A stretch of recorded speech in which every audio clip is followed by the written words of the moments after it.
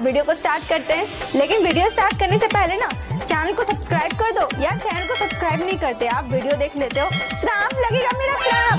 Channel को subscribe करो अभी इसी वक्त, नहीं तो पक्का गर्लफ्रेंड नहीं पटेगी, सिंगल मरोगे तुम, सिंगल।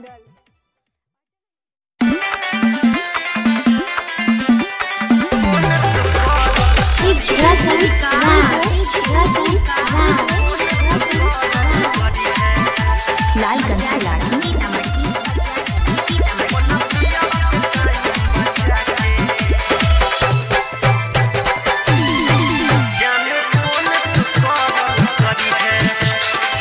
ससुरा में फोन न भगा भेट तो नंबरू है चलबी है। ससुरा में फोन न भगा भेट तो नंबरू है चलबी है। अपना पियावा से टाइम बचा के जान फोन तू करल करी है। अपना राजा से टाइम बचा के जान फोन तू करल करी है। ससुरा में फोन न भगा भेट तो नंबरू है चलबी है। अपना पियावा से टाइम बचा के जान फोन तू करल करी है। अपना राजा से टाइम बचा के जान फोन तू करल करी है।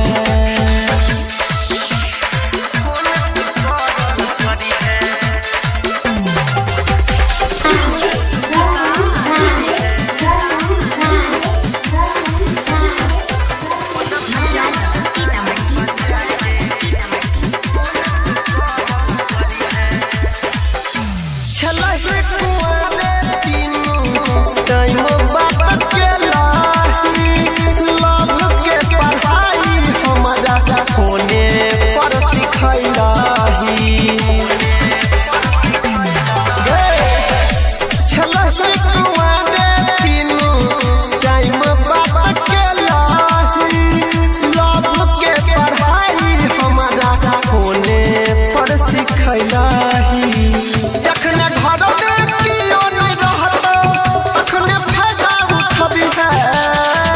जखने घर में कियो नहीं रहत तखने फायदा उठबी है। अपना पियावा से टाइम बचा के जान फोन तू करल करी है।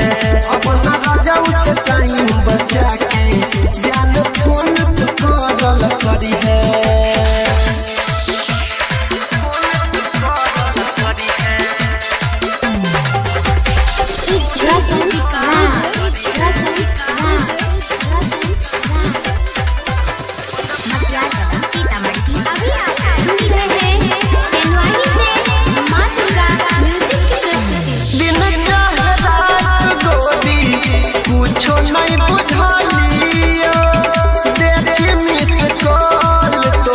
रोजे मिले लियो दिन चाहे रात गोरी कुछो नहीं बुझलियो। देखी मिस कॉल तोहर रोजे मिले छलियो।